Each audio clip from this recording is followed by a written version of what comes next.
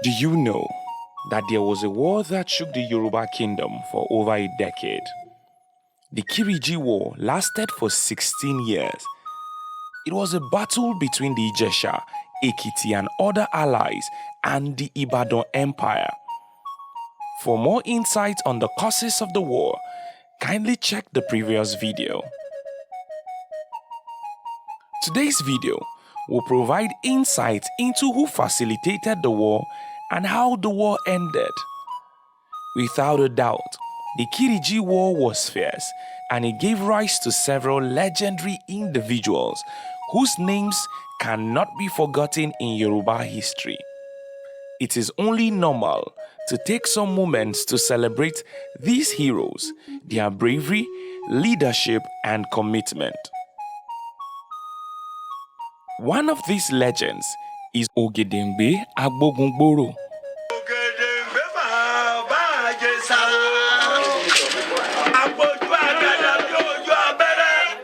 Oh, you thought that was an eulogy for a warrior? Yes, it is. But it became an eulogy because of an individual. Ogedengbe was a very important personality during the Kiriji War. People admired him a lot for being very strong and smart. He was a leader for two groups of people, the Ekitis and Ijeshas, during this war. Ogedengbe was skillful in battles. Some even believed he had special powers like being able to stop bullets with his hands. He was good at planning and winning battles against the Ibadan, which made people call him Agbogungboro, which means the one who conquers war. Even today, people in Yoruba culture remember Ogedengbe for his bravery. They tell stories about him, sing songs, and have festivals to honor him.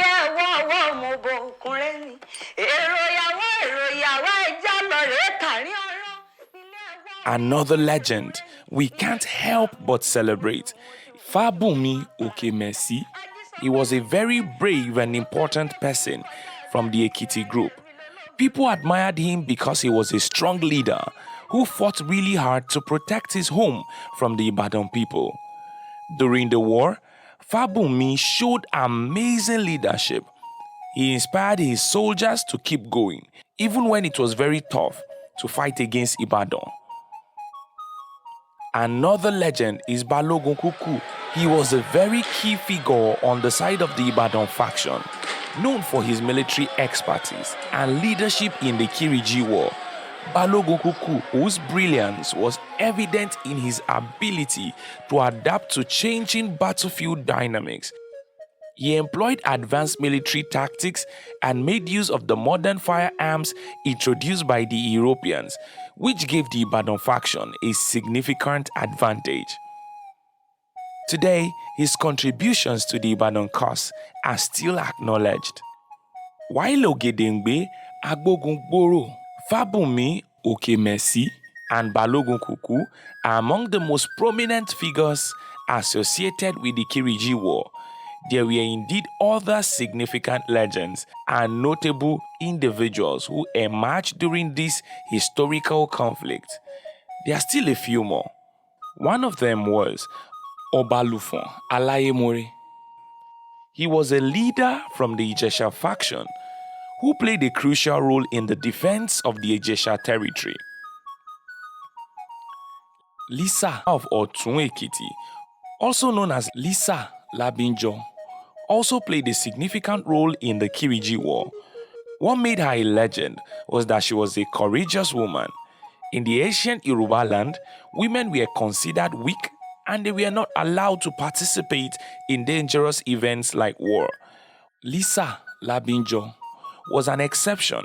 She refused to be stereotyped as a woman whose duty only ends in the kitchen. She stood on her feet alongside the Ekiti forces during the Kiriji War. Her bravery and determination earned her a place in Yoruba folklore. Kudos to Adegunle. He was a Yoruba warrior and leader who fought on the side of the Ijesha faction. Although he fought against the Ibadan Empire, his role extended beyond the battlefield. He played a significant role in negotiations during the peace process. You know, men like Adegunle showed that after battles are fought, blood is shed, lives are wasted, and negotiations are crucial to move forward. If Adegunle and others hadn't played their role in peace after years of war, the effects would have been more devastating than it was. Another notable legend that cannot be forgotten is Aduloja, the warrior queen of Ijesha. Aduloja was a skilled military strategist and charismatic leader. She was able to unite the Ijesha people against the Ibadan Empire, and she led them to victory in a number of battles.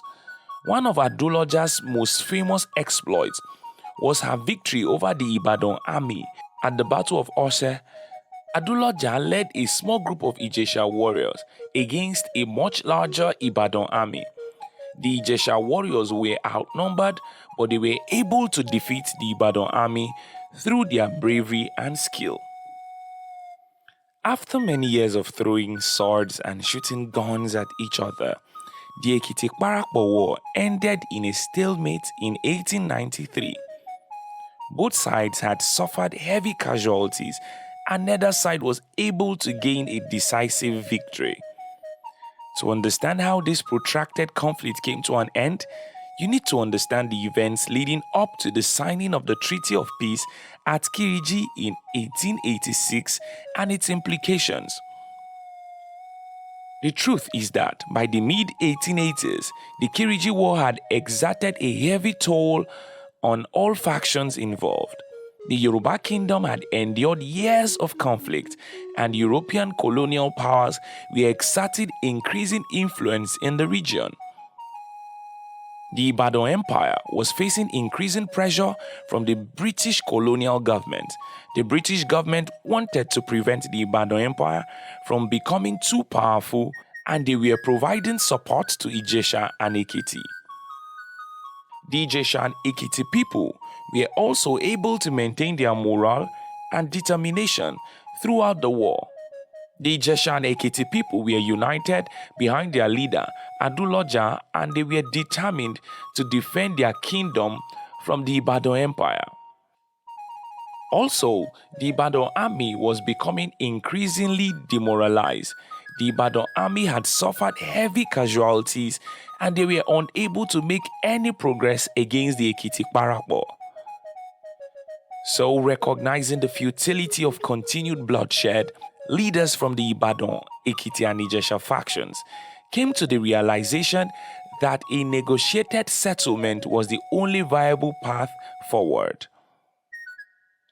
So, in September 1886, representatives from the warring factions gathered at Kiriji to negotiate an end to hostilities. The Treaty of Peace, also known as the Kiriji Treaty, was the result of these negotiations. The treaty delineated clear boundaries for the Ibadan, Ekiti and Ijesha territories, aiming to put an end to territorial disputes. It recognized the sovereignty of each faction over its defined territory. One of the most crucial aspects of the treaty was the cessation of hostilities. The warring factions agreed to lay down their arms and cease military operations, bringing an official end to the Kiriji War. The Treaty of Peace at Kiriji wasn't just an agreement. It had its significance in Yoruba history today.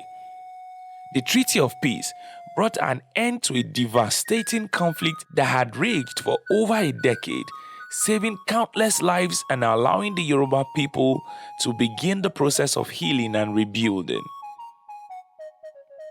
It also allowed leadership stability.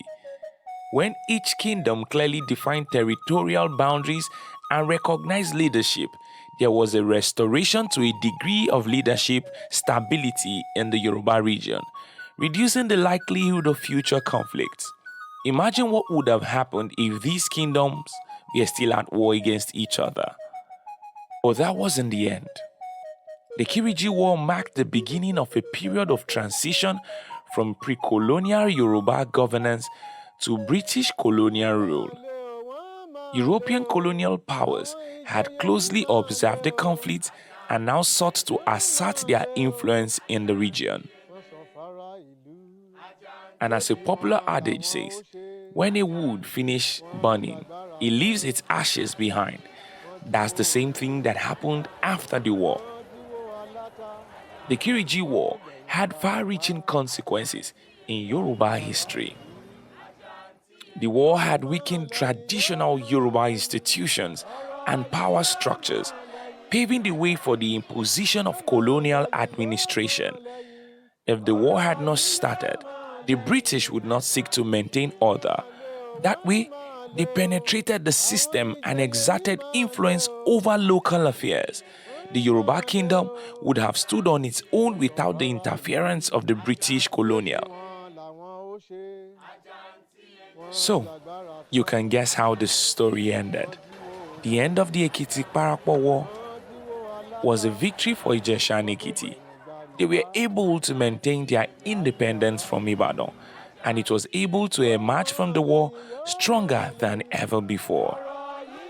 The Ekiti-parapo War is a reminder of the importance of freedom, the power of unity, and the resilience of the human spirit.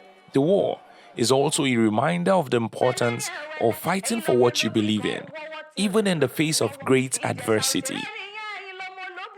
The Ekiti-parapo War was a watershed moment in Yoruba history.